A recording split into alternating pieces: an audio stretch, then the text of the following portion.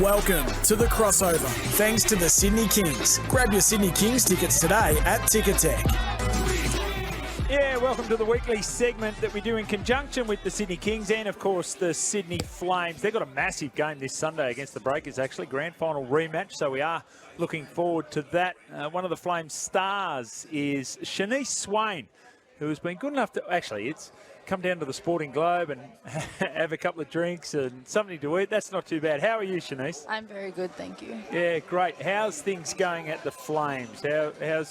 How's preparations looking for this season? It's looking really good. Our pre-season has been great. The team has come along very well. I think our gel between all the players, everyone gets along, so it's looking really good. Super excited for the game on Friday. Okay, so lots of new players too, so yep. That's the interesting part about it. Guy Malloy was there in an interim capacity, and now he's the coach full-time. How has he worked to make sure that you guys are going to gel, as you say, on the court on Friday? Yep, I think he's gone a lot into detail, a lot of things, which is really good. He's done, put in specific plays for, specific people that make sure it works for the whole team. Yep. Works for Kayla's, passing ability, point guard, the getting shooters open, all that stuff. So I think he's done a really good job with that. Yeah, and we had Tess Madgen on the program last week, and she talked about how important Guy was for she and Kayla to come to the program. Was that something similar for you? Yeah, so I wanted to develop my game, and I've heard that he's a really good, he's really good for that, developing players. So, yeah, that was one of my reasons I wanted to come here, and then also be a part of the Sydney Flames culture. I feel like I was around a lot last year watching the Sydney Kings, so seeing the Sydney Flames, I feel like I really wanted to be a part of it, and then hearing Guy as the coach wanted me to come even more as well. Okay, how did you were born in Cairns, yep. So started up there. How did you get into basketball? How did basketball become a part of your life? I was 5 when I started playing. I'm 20 now. Right. I don't know. My dad just put me into basketball, and then I've just loved it ever since. Yeah, right. Was it immediate? Did you show ability from the outset? People would say I was pretty good when I was little. Right. I used to just run a lot. And yeah, just really get after it. So. Okay. Sounds like you're one of those people that made every sporting team that you went for, which is, a little bit like maybe. that. A little bit like that. All right. So fast forward to now, though. You've spent time now with the Opals and representing your country. How was that experience? Yeah, it's always an honour to even represent the country.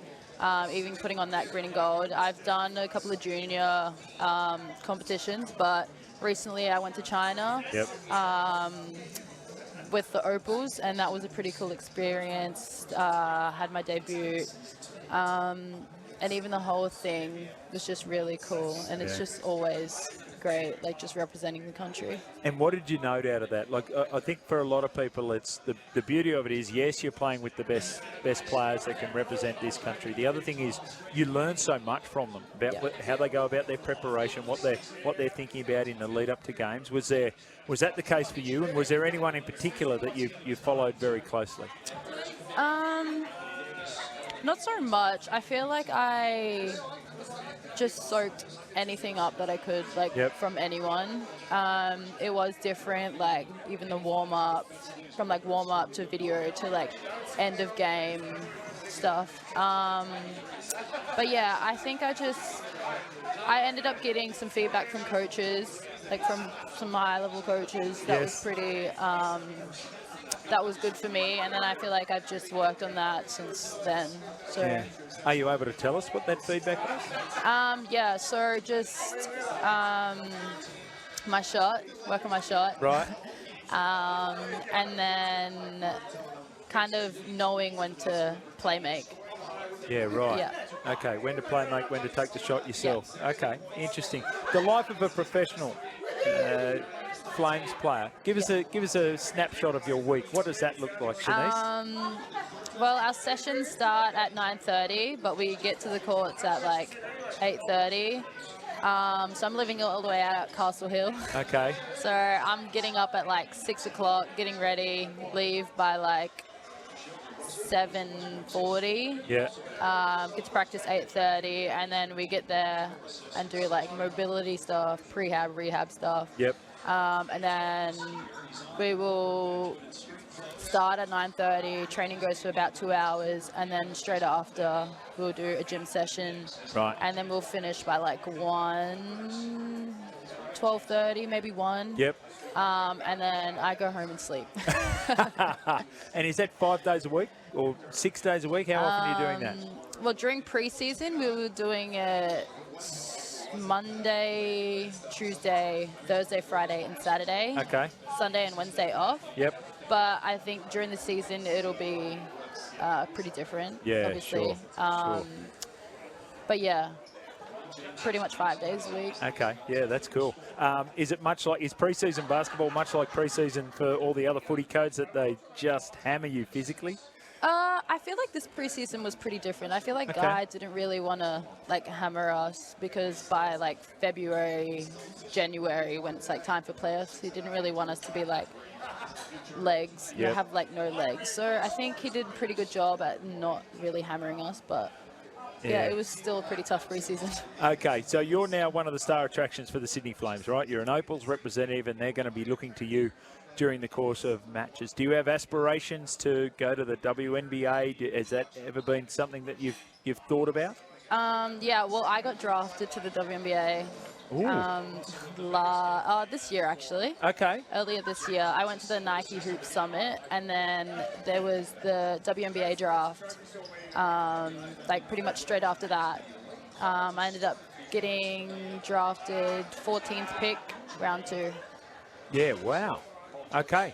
And so game time, WNBA? Hopefully. Okay. Okay, so that's to come. Yeah. Yeah, all right. When does that season start? So training camp will start in April. So after this WNBL season, I'll have like a month, maybe like a month off. Okay. And then I'll go to training camp and then see what happens from there. Yeah, right. Are you a follower? We've got the NBA up here at the moment. The Lakers are getting flogged by the LA Clippers. I'm a Lakers fan. You follow the NBA, follow WNBA? Yeah, I like following all the Aussies. Yeah, in the right. WNBA, yeah. So that's difficult, right? Because there's Yeah. heaps of them. Yeah. And they provide a bit of an inspiration for you, I'd imagine. Yeah. Do you have a favourite? We tend to gravitate towards Josh Giddey here, who's just an amazing story. Like one Yeah. year in the NBL and then goes over there to Oklahoma and is a star immediately. Yeah. I think for me, in the WNBA, just because she's like around the same age as me, is Jay Melbourne. Yeah? Just because we were playing at Caps together. I played 2 seasons there with her, actually. And then she got drafted to the WNBA, and then we're kind of doing the same thing. So she waited a year before she went over to Seattle. I'm doing the same. So I feel like I'm kind of like just on her vibe. Right. Yeah. Yeah.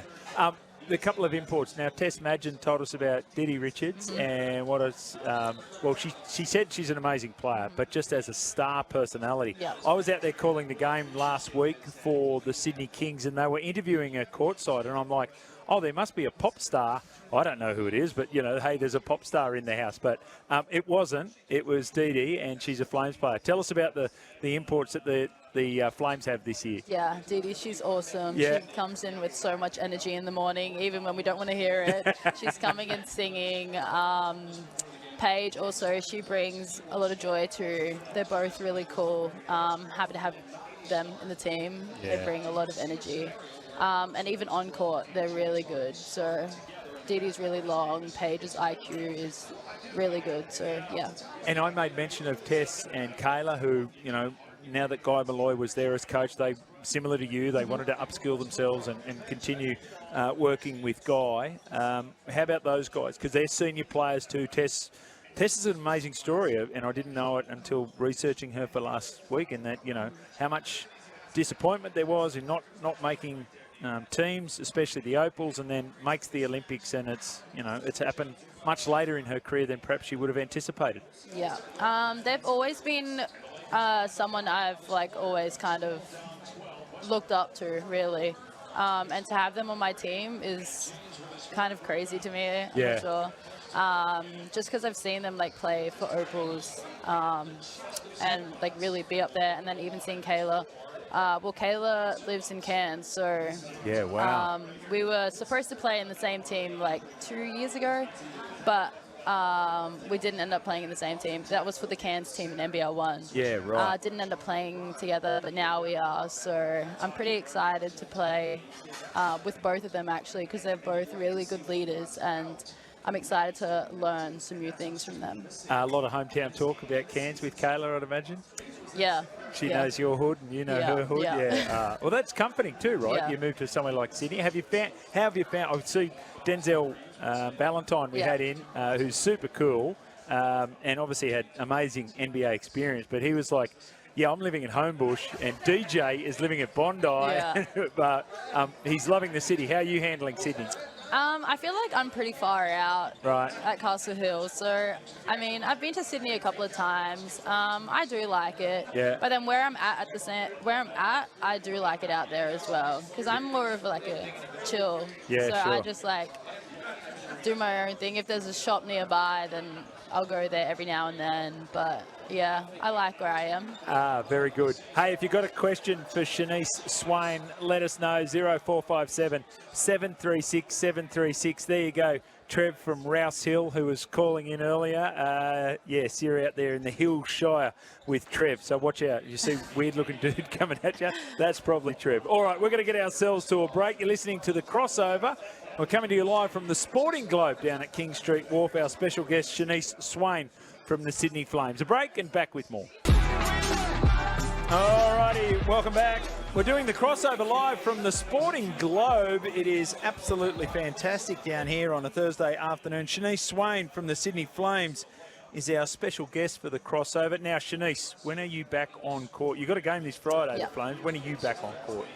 Hopefully soon. I'm progressing pretty well, so yeah, fingers crossed soon. Okay.